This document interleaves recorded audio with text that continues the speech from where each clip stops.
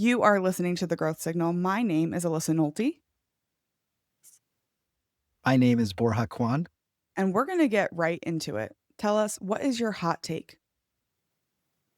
My hot take is the the formula for success when you're running a professional services organization is tied to excellent communication with customers. And no matter what the strategy is, no matter what the results look like, in the end, if you're not excellent at communicating, both in written form and oral form, uh, ultimately your relationships will have a lot of friction in them and clients will leave you. I'm really excited to talk about this, and I like in particular that you framed it as excellent communication, not constant communication, not over communication, not a flood of communication, because I think people sometimes confuse great communication with just lots of communication. I agree. Yeah, as you said, I mean, you hit the nail on the head. It's not about the frequency, it's about the quality, right? Quantity over quality. I think it's a combo, though. I think you have to communicate frequently, but the communication that you provide your client has to be relevant and substantial. So it has to be something of interest to them, something that they want to know about. And we do say when it comes to frequency, we want you to at least one time a day reach out to your clients and say something that is interesting or even in terms of building a relationship with them, let them know how your weekend was and ask them how their weekend was. So find those common things that you have in terms of shared interests. Maybe it's sports, maybe it's travel, maybe it's family. Introduce that to the relationship and use that as one of the forms of communication or one of the things that you communicate with clients. I find diversity in communication is also important in the types of things you're communicating with clients. Again, not to say we need to be very personal, but in some cases, clients really appreciate us crossing into the personal areas of life, which is, hey, this weekend, my wife and I took the kids on a trip, and here's a photo of us. People like that, right? It breaks up sort of the kind of the constant talk around work and KPIs and dashboards and things like that. Yeah. At the end of the day, we are all humans behind our B2B sales. Even though we're buying for our company, even though we're buying for our organization, we're still people who have lives and do things for fun besides, go to work and dream about KPIs. Exactly. Yeah. And I think, ultimately relationships in our business matter. I don't know that they matter more than performance, but do think it's very close in terms of what matters to customers. Because at the end of the day, we're having so many conversations with them.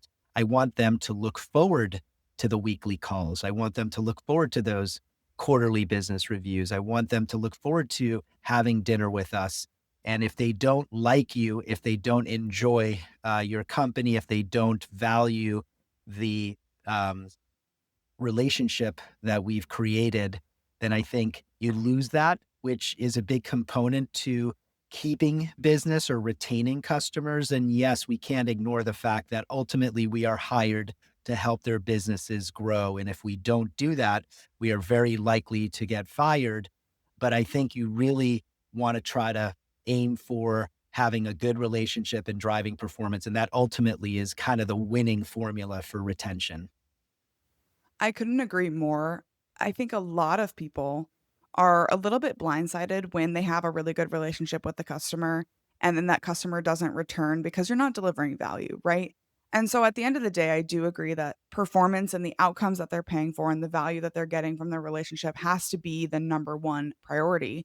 But I do think having a good relationship gives you almost like room for error, right? Like if something doesn't go right a perfect month, maybe they're willing to give me that month to figure it out. Whereas with someone they don't have a relationship with, maybe they'd be like, you failed this month, so we're moving on, right?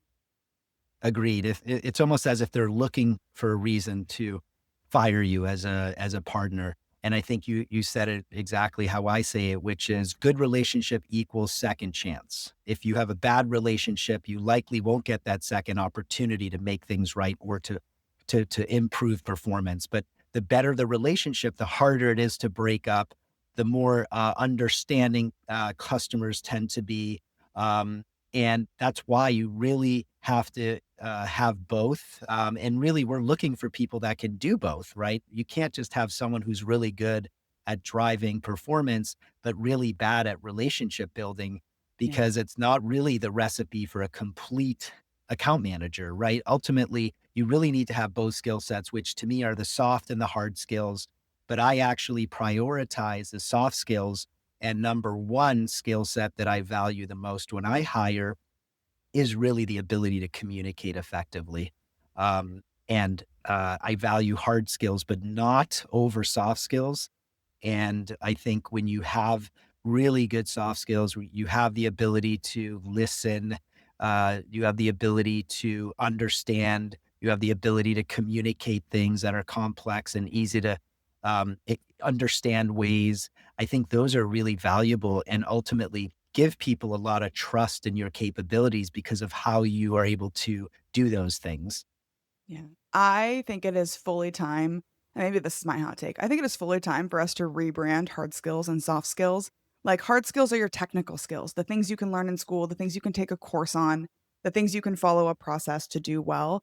And maybe we call our soft skills like our power skills or our booster skills or whatever those are, because you're right. If you can technically execute my work for me, great. I get what I paid for. I get what I asked for, right? So, for example, let's take it to like the home. If I have someone, a plumber come in who's going to work on my bathroom and he is a great plumber, he does all the work I need, but he has absolutely no personal skills. It's going to feel weird when I have this random man in my house working on my bathroom and like he has no social skills whatsoever. But if you have someone who does that relationship really well and they communicate well, because that's my biggest gripe with my contractors of like, "Hey, tell me when my bathroom is going to be done so that I can make a plan." And if they don't communicate well, it's gonna make me question, should I hire them again? And if they do communicate well, I will tell everybody like, "Oh my gosh, he communicates so well and he does great work." Like the best of both worlds. I think you said it perfectly, which is the difference is one becomes a referral and the other maybe does not, right? And so, um, yeah, I mean, I think when you develop really good soft skills, you leave a lasting impression with people. And what we're trying to do in what is a hyper competitive environment, and we're selling a commoditized service, is really create experiences and really make those experiences lasting and unique for customers, because a lot of our competitors are going to say a very similar thing that we say, right? We've worked with these brands, we've managed this much money, we have these wonderful looking case studies, we have experience, blah, blah, blah, right? There's a lot of what we call sales manship that you have to have. But at the end of the day, what really differentiates you, if you truly think about it, it's really the connection that we develop with someone through the sales process, right? So Yeah.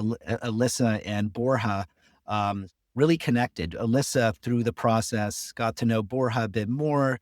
The way he presented his ideas really resonated. She now has trust in him. He gave a lot of value for free. He was very consultative. It was very bespoke. We're trying to really give people a sense of what it would be like to work with us, right? Not through just the good, but the bad times, because Yeah. inevitably we know it's not a linear sort of path. And we know there will be times when results are not as we want them to be. So how are we responding as a partner when the going gets tough? And so I think that's when we talk about how really good communication is the differentiator, right? When things are not going well, we're not media buyers. We're managers of like people that are stressed and dealing with a lot of pressure on themselves to grow a business, and that stress sort of comes down to us. And so we have to be able to respond and react in a way that is very sort of calm and confident, and like we've seen this before. It's not the first time, but we're going to get through this, and this is what our plan is going to be to get through it. Well, and two, you made a great point about the differentiation, especially in a highly commoditized industry. Like I expect you to deliver on what I paid for, right? I expect to get the outcome that I paid for. And so therefore you can't differentiate on delivering an outcome because I am paying for that outcome. Therefore, I expect to get it, right? So that's not a differentiator anymore, especially in highly competitive markets. So, how do you find ways when you're working with clients? How do you find ways to truly be a differentiator in the process, and how do you build those relationships in a way that feels authentic at scale? Yeah. A lot of it is in how we deliver the service, right? We need those outcomes, but before we get to those outcomes, we have to demonstrate to that customer that we have systems in place, processes in place, infrastructure in place to allow us to achieve those outcomes, right? And so they have to see that there's sophistication to the way that we organize our business and the way that we deliver our service. And by the way, all of this is related to who is my point of contact. And when I meet with that point of contact, how do they show up for meetings? Everything from the dress attire to the formality of the agendas, the content of the agendas, the project trackers. There are all of these things that to me, I'm paying attention to if I'm on the other side in terms of does this company have their shit together, right? Are they organized? Are they disciplined? Are they excellent at communicating? Are they asking the right questions? Are they listening? Are they really listening? Right? Do they understand what matters most to my business and how we evaluate them as a partner? So I think a lot of where we spend time is that onboarding and training and making sure that the team is clear on how um, we deliver our service and our point of view on that and follows the process. And, it is a lot of documentation and it is a lot of meetings. Um, but I believe that's what it takes if you want to be the four seasons of digital marketing, right? You have to have processes, you have to have documentation, you have to have training, you have to invest in the team, you have to quality control, you have to record calls, you have to review them, you have to provide feedback, both positive and negative, or positive and constructive, however you want to say it. I just say it's positive and you need to do better. Like we want to have that type of environment where we're pushing ourselves, that we're surrounded by people that have a growth mindset, people that can take feedback, mostly not just take feedback, but I always say taking feedback is great, but what you do with that feedback is ultimately what matters to me. Are you putting it into action? Are you changing behaviors? Are you making improvements? Otherwise, you've wasted my time, right? Yeah. Someone can say, I'm very good at listening to feedback, and I'm actually more paying attention to not the listening, to the putting to action. Yes. So I have a 10-year-old son who is in sports. And I used to pick him up from his sports practices and I would say like, "Oh, how was practice?" And he'd be like, "Oh, it was fine, it was good, blah blah blah, whatever."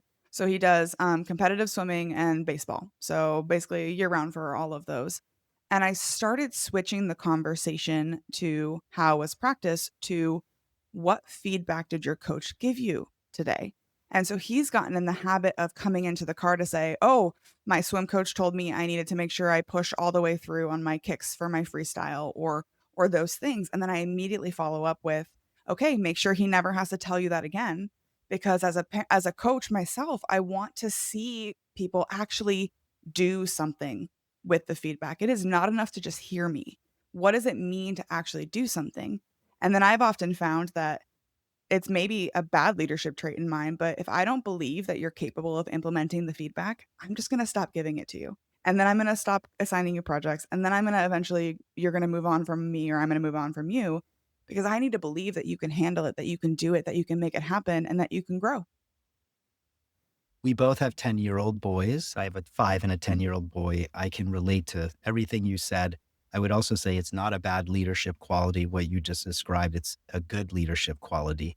Eventually, we give up on people. Like, Yeah. we don't have like, if you wanna talk be realistic, we're not on, TED and saying the right things and, doing No, X, we're Y, and saying the Z. real things. These are the The real real things, you things, guys. right? Even, Gary Vee, who I followed for 20 years, like, sometimes I just wanna know, Gary Vee, let's talk about like a true day. When's the last time a client fired you because you didn't do a good job, or an employee left you because the culture sucked? Like, talk about those real things, not the empathy and I work for them. And I get all that. It sounds really good from a It's the PR right thing to perspective. say, right? It's the politically correct right thing to say. Yeah, it is. But like you said, like, we don't give up right away. If you're on the team, you're on the team. But eventually, if you're in sports, you got to hold your starting position. You got to be a bench player and you get replaced. Like, this is how business works, right? Like, it's more ruthless.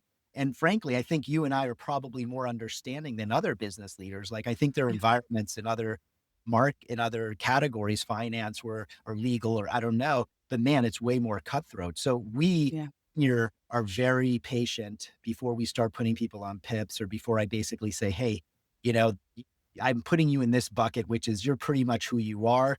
And I thought you had more upside, but you don't. So I have to redirect my energy and time to people that have the upside, that are going to develop into what they can be, because we just don't have um, unlimited amounts of time, and we have to be very intelligent where we spend our time. So I agree with you. And, I also have a son who plays sports and is very athletic and year round basketball. And, I'm, a little bit struggling with it, because everything I tell him, having been a Division I athlete, the coach tells him, but when the coach tells him, he listens. And when I tell him, he doesn't. And I say, but the thing is everything I've told you, very sort of calmly and in a caring way, because I want you to succeed, yeah. you hear from me first, and then the coach tells you the exact same thing, right? I'm on your team. Like, know that. I don't really care if you win or lose. I just care that you put in a lot of effort, you work your hardest, and at the end of the day, it is what it is, right? But yes, I really appreciated what you said around your son and implementing that feedback, because like you said, and what I say to people, we pay for camps and clinics and all this stuff. And I told the tennis person, I said, listen, for some parents, this is daycare. I just want to be clear. I don't spend all this money at the country club for this to be daycare. I want my Yep, son developing. Right. And by the way, he's only absolutely. 5. So I get it. I'm not talking about Division I, or I'm just saying I want him to get better. Right. I don't Yeah. want him there just to like run around, because these are expensive. And I know for some, they're just happy that the child is there. Like, and that they don't have these questions, and that's fine. That's not me. Like, I want I progress. am so excited about this because you and I are the same person. I am halfway across the country from you, and I am exactly the same way. My 6-year-old is in dance. She learned from her brother. When she gets in the car, she gets to tell me all of the things her instructors told her during class.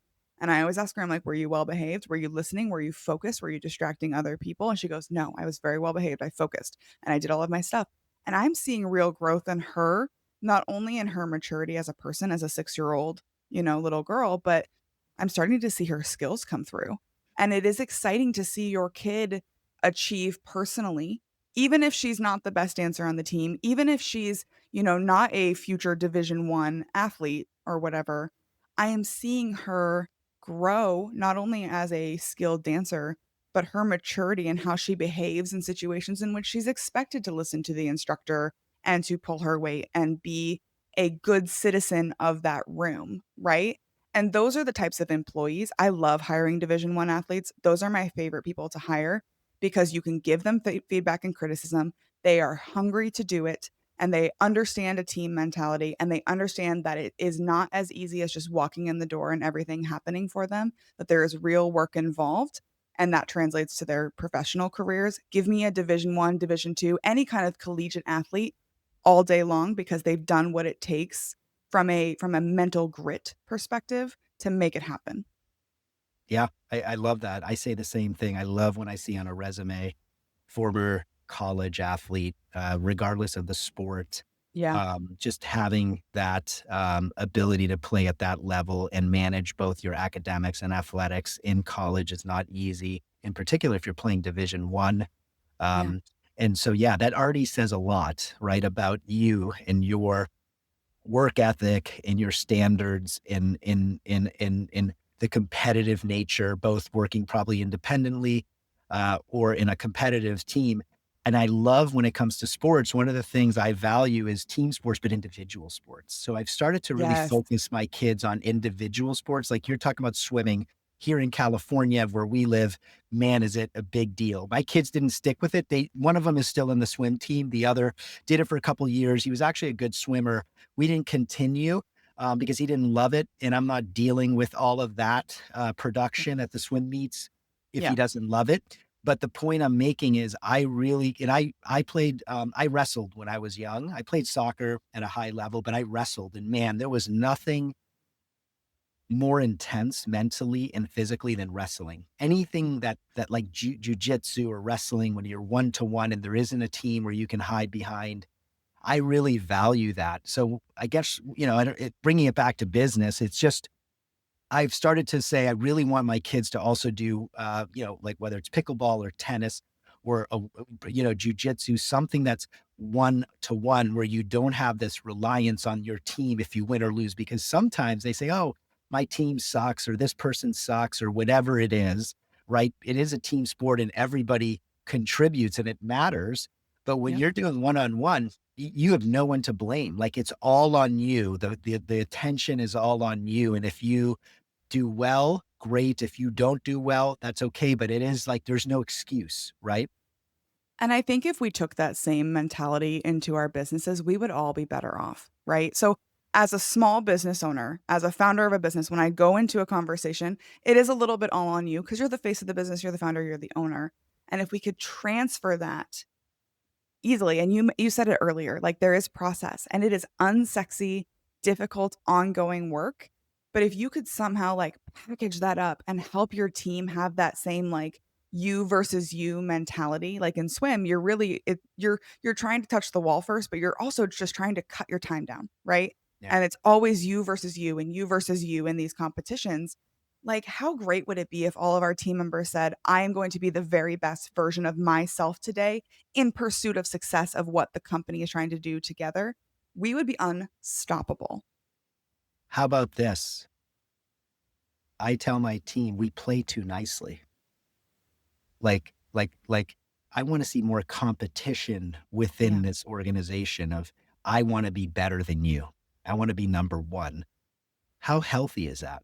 For many, it's not healthy because they associate conflict and competition with bad, which I'm the opposite. I think right, conflict is healthy. Lack of conflict is unhealthy for sure. If you're one of these people that avoids it or internalizes it, you're just seconds away from blowing up. So for me, I believe in conflict. I believe in stress. I believe in competition, all very normal things. I always say, I think sometimes I want to see more competition, more passion. Like if you have three account managers and I'm one of them, I want to be better than both of you other account managers. That's my right, goal. I want to get the promotion. I want to make more money. I want to be more visible. I want to talk more about my successes. And sometimes I think the environment is, we're all a team. Like I don't really want to do that because that's right, not nice. And that's fine. You're either that person or you're not. Like if you're competitive, you don't talk like that. You just are like, hey, I understand. There's not everybody's getting this title or this promotion or this opportunity. And if they have to pick one, I want to be like that. Do you think athletes think like that? Do you think people that are in the same position, point guard, they play nice or they play hard and they want to make their opponent on their team look bad in right, practice? We know the answer to that. It's never make him look good. It's make me look good because I want to be the starter, right, right? And that's what you have to do in business. You have to like have some competition and know that your position is not guaranteed and that promotion isn't guaranteed. You have to work every day to earn it. I'm not trying to create an environment at my company where people walk in and say, "Do I have a job?" I'm just trying to make a bigger point, which is you got to work hard every day. Uh, in your job to get to the next level. And nothing is guaranteed, even your current job. So just remember that in the back of your mind, like every opportunity, interaction with a leader, with your manager is an opportunity for you to make a good impression. So come prepared. Don't take it lightly. I could not agree more. My husband's a big Kobe Bryant fan, so we've read every book and watched every documentary, and, like, nobody can deny that he wasn't one of the best players of all time, uh, and he was kind of an asshole if we're being honest, right? Nobody's gonna say, "Oh, he was warm and fuzzy," but he wasn't stepping on your neck to improve. He was in the gym doing what he needed to improve. He was in the gym making sure that he was ready and prepared and took every opportunity to be the best player out there, not necessarily just trying to like kneecap. He wasn't Tanya Harding the people around him. He was doing what it took for him personally, and that's what made him one of the best. Exactly. We know he was a good husband. He was a good father. He's a good person, and people have opinions, and people always try to, they see someone successful and they try to break them down, right? It's a very common thing. They don't like people being at the top, right? You don't achieve that level of success without making enemies along the way. In business, you hear it. Larry Absolutely. Ellison, the founder of Oracle, Steve Jobs, Bill Gates, all these guys. I always say you cannot achieve Elon Musk, that level of success, by being the most popular across the board. I don't No. even think in a small business, I know that I'm not liked by everybody, but I don't care. Being a leader means you have to be unpopular sometimes and make difficult decisions that people don't agree with. So I think what you have to do is, yes, you care about building relationships and getting people's buy-in. And I get all of that, but it's not a popularity contest. And if you care so much about being liked, you're probably not fit for business, because in the end, not everybody is going to like you. That is not just a reasonable expectation. You have to do what's best for the company, for the customer. You have to do what you think is best. And even if it's unpopular, I think you have to make those hard decisions, but explain the why, which will help people understand your point of view, even though they don't disagree. So yeah. On that note, considering all the people that you know or aspire to know, who else is out there? Who else should we be paying attention to?